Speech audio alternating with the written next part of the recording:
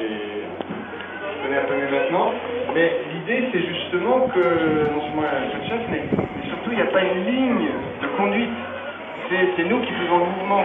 Donc, chacun pourrait dire pourquoi il est là, en fait. Il n'y a pas quelqu'un qui doit dire à l'autre, tiens, c'est grave, je dis pourquoi. Bah, tiens, c'était ma première contribution.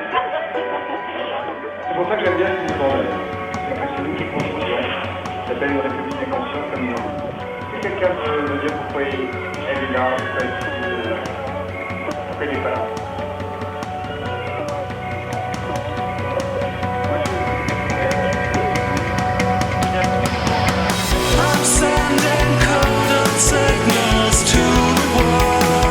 Ensemble, on pouvait faire des choses grandes.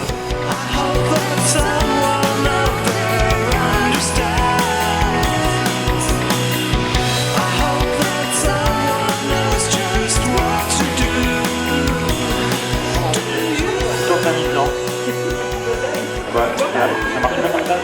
Voilà. Déjà bien d'avoir fait bavard. Et mon slogan, c'était tous à la ferme. C'était un des projets qui me tient à cœur, que je pourrais proposer éventuellement. Donc en fait, ça continue, c'est tous à la ferme, la culture indienne par le sol. Donc en fait, il s'agirait de faire du woofing mixte, valide-invalide, pour favoriser d'une part la mixité entre handicapés et valides, et en plus sensibiliser à l'environnement en partant du constat que la Terre est handicapée et que valide et invalide. Et là aujourd'hui, c'est parce que quelque part on se dit que c'est pas les puissants qui pourront changer le monde. Ça fait un moment qu'ils auraient pu le changer s'ils avaient voulu. Et si on veut changer le monde, c'est par chacun, par nos petits gestes, c'est par l'action de chacun individuellement qu'on peut y arriver, tous ensemble. C'est d'accord? Ce que je peux dire encore, il y a plein de trucs à changer. Il y a Finalement, moi, un cri de révolte, c'est travailler, consommer, cotiser et crever. Et ils vont encore mieux fait qu'au Moyen-Âge parce que maintenant on croit qu'on a la liberté. Moi je voulais juste dire je suis là parce que le mouvement Colibri m'a vraiment touchée aussi. C'est l'idée que chaque citoyen, là où il est, peut œuvrer à transformer son territoire et que on n'est pas obligé d'attendre les politiques. Alors on a des propositions.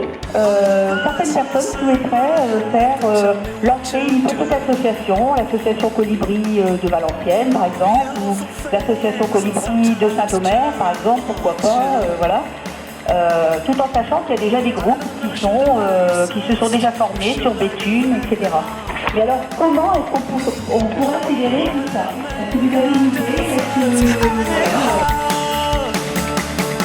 Très bien, nous avons ici une journaliste qui va venir vous interroger les uns et les autres et qui va donc vous dire son sentiment et qui ne va absolument pas rester dans cette position de neutralité et de distance affectée qui est souvent celle des gens de ce métier que nous aimons beaucoup et qui va donc vous dire ce qu'elle espère, sinon de venir évidemment faire son travail, nous dire ce qu'elle pense d'être là et de devoir venir faire son travail et ce qu'elle en ressent au moins immédiatement. Allons, si on a l'habitude,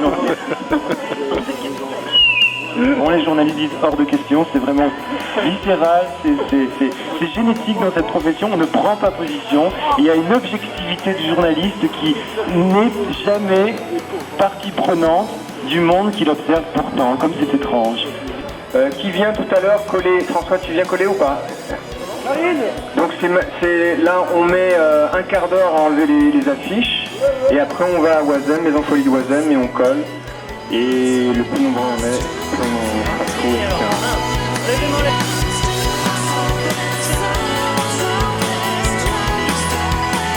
etc. Alors l'équipe Thomas André, les réducteurs de tête. Les réducteurs de tête, voilà, on les appelle, ils sont connus dans la région. André, Thomas, une équipe. C'est parce qu'elle a pas sa photo. Voilà, alors voilà. Alors vous êtes là, au départ, Le public est confiant. Non, c'est pas vrai.